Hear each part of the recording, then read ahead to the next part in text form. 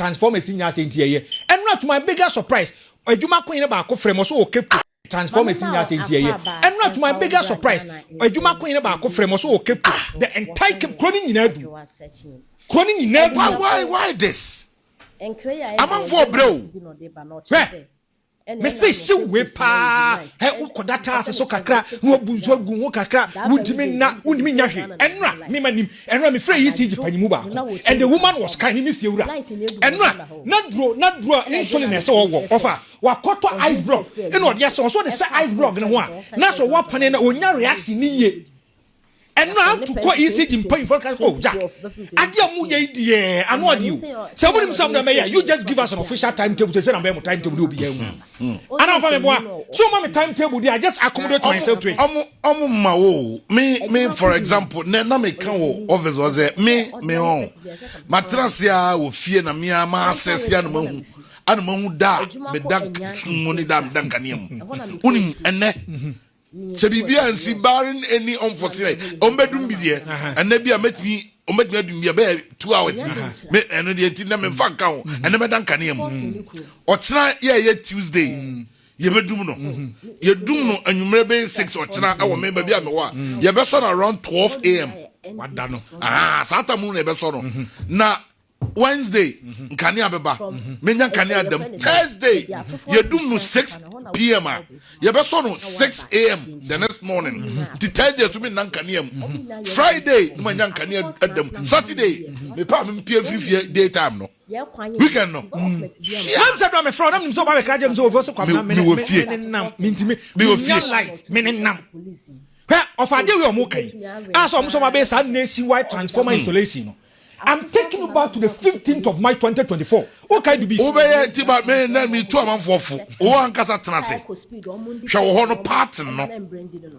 Can you do in the pattern no? No kwa betimi dia fa so. Other than that, I'm about timetable. But one ankasa me ma trust no me pattern no. And it's been like that for 1 week, 2 weeks, 3 weeks, 1 month, and the next following week I told me 5 weeks. Yes. At the systematically. Time am dey ma we. That time na no me do me kania. Nti me na ma transiana. Ma hu say okay. And I'm the same timetable. Transform in your same and not to my biggest surprise. Ajumako in about frame so okay the entire cloning in Edu. Cloning in Edu. Why this? That constituency. I'm on for bro.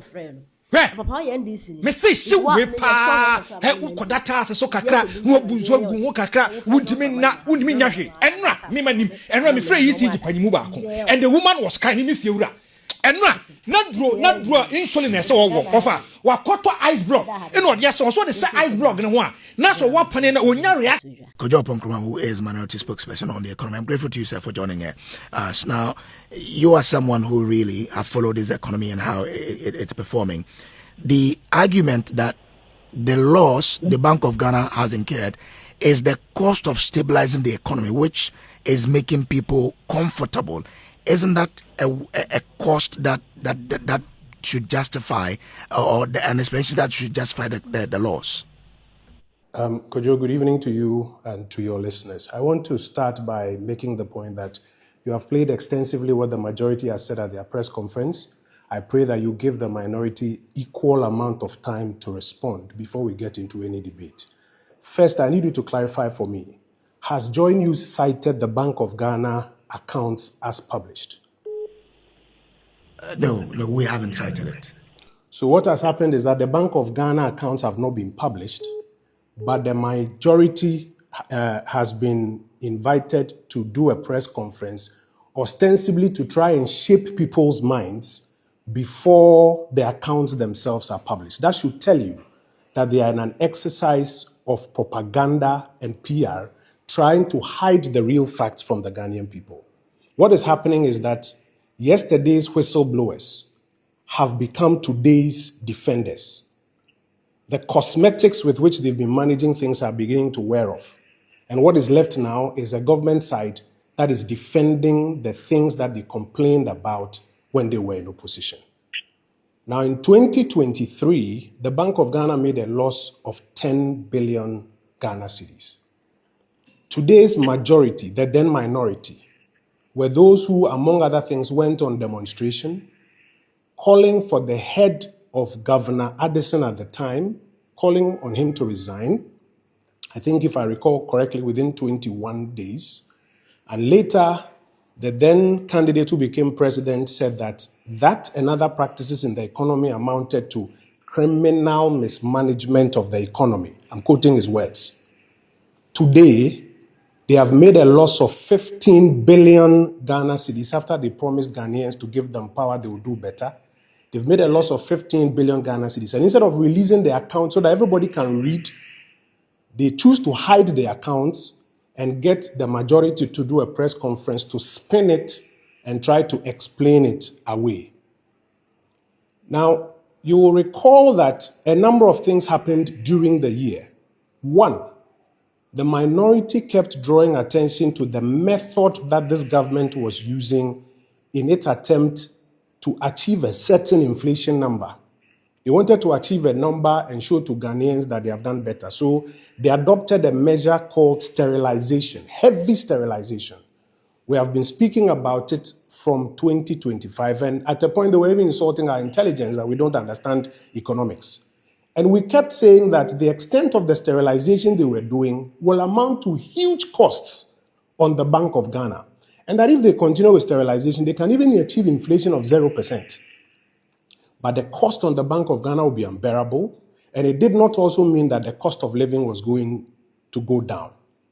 They rejected our argument, literally called us names, only today to turn around and say that the sterilization through open market operations is one of the largest contributors to their loss.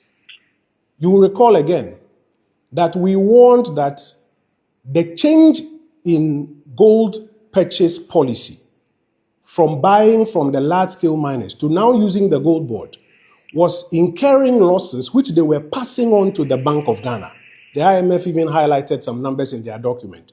And we even called for a parliamentary inquiry to go into the details and quickly put in place remediation measures. Because of politics, they refused to do that investigation. What's more, they moved that cost from Gold Board's books onto Bank of Ghana books and caused Gold Board yesterday quickly to publish their accounts and declare profit of 900 million. You see today the Bank of Ghana document, which they haven't released, but they are now spinning a political narrative about.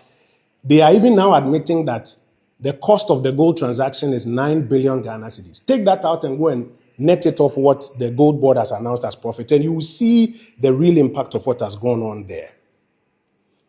They now want to argue that the work that the Bank of Ghana does contributes to what they call policy or economic costs. I want to refer you to Professor John Gachi in 2024, when the Bank of Ghana said that the sterilization or the open market operation costs that they had incurred, what they are now saying that small costs, small results. When the Bank of Ghana then explained that that sterilization was part of the loss, the NDC's chief advisor on the economy, Professor John Gachi, who now sits on the Bank of Ghana Advisory Committee, he said every loss is a loss. And that unless they're able to show it is a one-off item, Ghanaians should not take them seriously when they explain it as a policy or economic loss. Today, they are using the same words verbatim. But you see, the problem about the policy or economic loss argument is that if every year you are making policy or economic losses, it's not a one-off item. And what is now happening is that then any state-owned enterprise can make losses on the commercial transactions they are supposed to do, and they tell you that they are doing some economic good for the public. Does that make sense to you? Sorry, but if you look at what they've been able to achieve, where majority of the people are saying that inflation is down, we are okay with it. Exchange rate is stable, we can plan with it. Is their cost not justified than what happened during your time?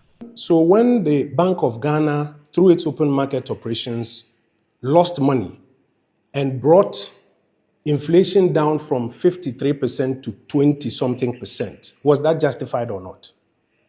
Principle is principle. We have said time and time again that they should be honest and candid with the facts. They are the ones who have tried every time to scam the people of Ghana with some different narrative. If they had admitted at the time that that loss, mostly because of the open market operations of the central bank, to bring inflation down from 53% to 23% was justified, they will be in a good position to make that argument today. They rejected it then. Why should that argument be accepted today? The Ghanaian people should see, as I mentioned, the scam that the NDC is perpetrating. They say one thing, when they have the opportunity, they try to change the language as though they are doing something new. And I draw your attention to the fact that 10 billion was condemnable. I don't know what they will say about 15 billion. But what is even worse, I tell you, we know where they are going to hide it. When we get into the full analysis of this after our press conference next week, we will show you where they are going to hide it again. Because that structure they have put in place will forever be a loss-making structure. And somebody will have to bear the cost. So they only move the cost from Bank of Ghana and go and hide it somewhere else. But we will once again expose that as well. If they say that 2026, you will not see 16 billion cost of open Ghana cedi loss, they should have the humility to sit at the table, stop the propaganda, and let us share with them the lessons we have learned so that they can serve Ghana better in the short time that they have.